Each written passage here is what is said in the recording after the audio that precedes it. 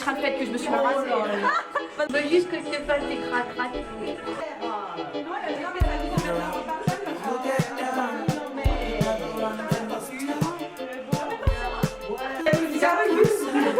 Serre là maintenant. Allez, vas-y, serre.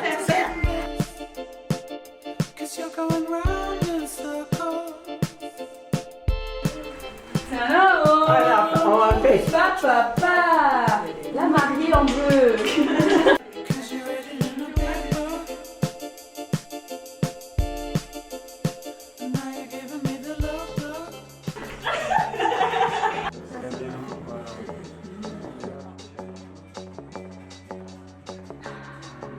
Faut passer dans la chemise. Ouais.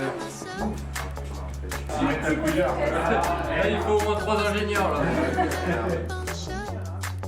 Est-ce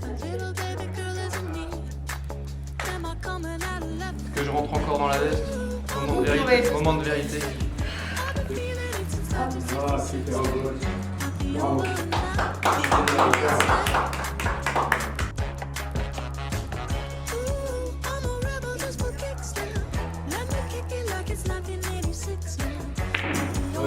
Oui.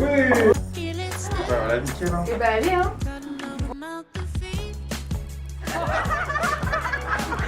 Oh là là. Ah, c'est magnifique.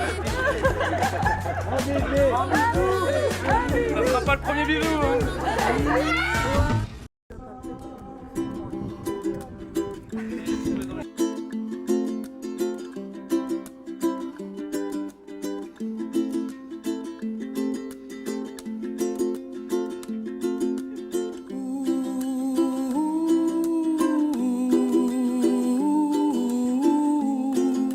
Il y avait bien des manches. Oui.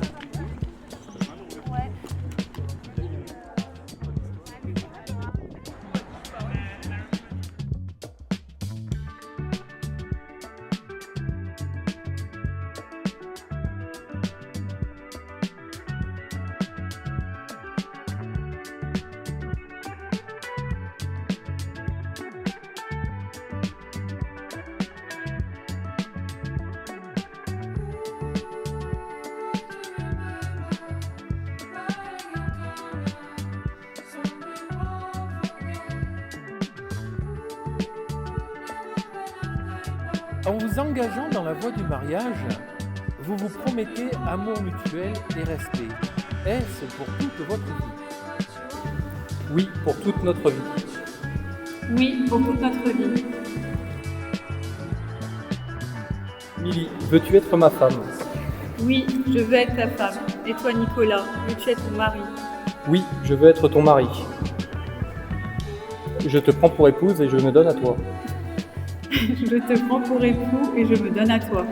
Pour nous aimer fidèlement dans le bonheur et dans les épreuves et nous soutenir l'un l'autre tout au long de notre vie.